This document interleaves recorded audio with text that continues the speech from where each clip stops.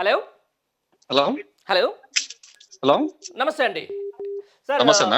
Welcome to point out with Mandari అన్న. ఈరోజు live కార్యక్రమానికి సంబంధించి కూడా గురుకులాలపై కుట్ర, విద్యాశాఖ ఎక్కడ అనే అంశానికి సంబంధించిన దాని మీద మనం చర్చ చేస్తున్నామన్న. చూస్తూ ఉన్నాం ప్రతిరోజు ఎక్కడో గురుకుల పాఠశాలలకు సంబంధించి అయితేనేది, లేకపోతే గురుకుల పాఠశాలలో ఏదో ఒక మూలన ఈరోజు విద్యార్థులు విషాహారం తిని వారి యొక్క ఆసుపత్రి పాలవుతూ ఉన్నారు, ప్రాణాలు కోల్పోతూ ఉన్నారు. దీన్ని మనం ఎట్లా చూడొచ్చు అన్న? అన్న నేను డాక్టర్ నర్మా శ్రీకాంత్ గౌడ్ మాట్లాడుతున్నా, తెలంగాణ జాగృతి రాష్ట్ర నాయకుడు అన్న. ఓకే, చెప్పనా అన్న, ఇప్పుడు మొత్తానికి తెలంగాణ రాష్ట్రంలో గురుకుల విద్యాలయం అనేటువంటిది మొత్తం కూడా విచ్ఛిన్నం అయిపోయిందన్న. ఓకే.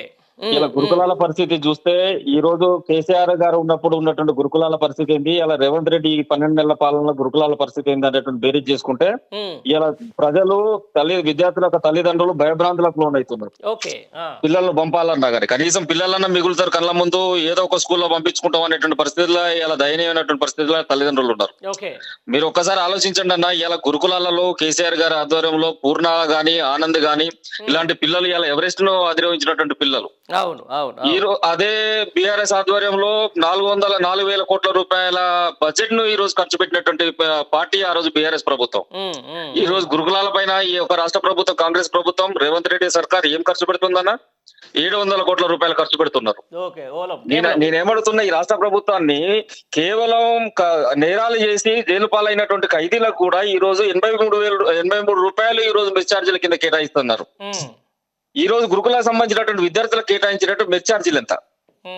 మీరు మొన్న కేసీఆర్ గారి సర్కార్తో పోల్చుకుంటే మీరు పెంచిన మెస్ ఛార్జీలు ఎంత? కేవలం 5-10% మెస్ ఛార్జీలు పెంచేసి మేము పెంచేసినామని చెప్పేసి డబ్బులు కొట్టుకుంటున్నటువంటి ఈ యొక్క కాంగ్రెస్ ప్రభుత్వానికి ఇలా ప్రజలు తగిన గుణపాఠం చెప్తారు. ఇలా 83 రూపాయలు ఖైదీలకు ఇస్తే కేవలం గురుకుల విద్యార్థులకు ఇచ్చేటువంటి మెస్ ఛార్జీలు ఎంత? 33 రూపాయలు. అంటే కనీసం ఒక 60 రూపాయల మెస్ ఛార్జీలు అనేటువంటి పెంచితే క్వాలిటీ ఆఫ్ ఫుడ్ అనేటువంటిది ఇలా పిల్లలకి ఇచ్చేటువంటి పరిస్థితి ఉంటది. ఈ రోజు కేసీఆర్ గారి ఆధ్వర్యంలో 186 గురుకులకు సంబంధించినటువంటి విద్యార్థులకు మెడికల్ సీట్లు వచ్చినాయన్న. ఇలా మెడికల్ సీట్లు వస్తే ఆ పిల్లలందరినీ కూడా పిలుచుకొని 50,000 రూపాయలు ఈ రోజు వాళ్ళకు బహుమతిగా ప్రకటించేసి కేసీఆర్ గారు ల్యాప్టాప్లు ఇప్పించేసి వాళ్ళను ఎంకరేజ్ చేయడం జరిగింది. ఈ పరిస్థితులలో గురుకులాలను నడిపిల్లు. ఈ రోజు 11,385 సీట్లు గురుకులాల్లో ఉన్నాయి. వీటికి ఎంత డిమాండ్ ఉండేది? ఒక్కొక్కరితో రిఫరెన్స్ చేపించుకొని మంత్రులతోని కవరింగ్ లెటర్లు పెట్టించుకొని నా పిల్లోడికి సీట్ కావాలని చెప్పేసి పేరెంట్స్ సీట్ల కోసం పోటీ పడేది. ఇలా సీట్ల కోసం పోటీ పడే పరిస్థితి కాదు. ఉన్నటువంటి సంతకాలతో పాటు పిల్లల్ని తీసుకొచ్చి నా పిల్లలు నా కళ్ళ ముందు ప్రాణాలతో ఉంటే సరిపోద్దని చెప్పేసి తల్లడిల్లుతున్నటువంటి పరిస్థితి. ఈ రోజు శైలజ మృతి కారణం ఎవరన్నా? శైలజ మృతి ముమ్మడికి రాష్ట్ర ప్రభుత్వం చేసినటువంటి హత్య. ఈ సుమారు 30 మంది ఆ యొక్క గురుకులంలో, మాగునూరు గురుకులంలో 30 మంది విద్యార్థులు ఆ యొక్క విషారానికి బలైపోయినట్లు. ఆ 30 మంది విద్యార్థులలో శైలజ అనేటువంటి ఆమె కంప్లీట్ గా చనిపోవడం జరిగింది. కనీసం ఆమె దాన సంస్కారాలకు కూడా పోయలేనటువంటి పరిస్థితులలో ఇలా ఇంత నిరంకుశంగా ఈ యొక్క ప్రభుత్వం చేస్తుంది. ఈ యొక్క 2-3 నెలల్లో 48 మంది విద్యార్థులు మృతి చెందిళ్ళన్న. శ్రీకాంత్ గారు, మొత్తం నేను ఏమంటున్నా అంటే మొత్తానికి ఇది కార్పొరేట్ శక్తులలో భాగంగానే ఈ రోజు గురుకులాలను నిర్వీర్యం చేస్తా ఉన్నారు. ఏదైతే గత 10 ఏళ్ల పాటు అద్భుతంగా సాగిన యొక్క కేసీఆర్ ఆనవాళ్ళు తీసేసే క్రమంలోనే ఈ గురుకులాలను కూడా తీసేసే ప్రయత్నం చేస్తా ఉన్నారు అని చెప్పేసి కొంతమంది మేధావి వర్గం అంటా ఉన్నారు. దీన్ని ఎట్లా చూడొచ్చు?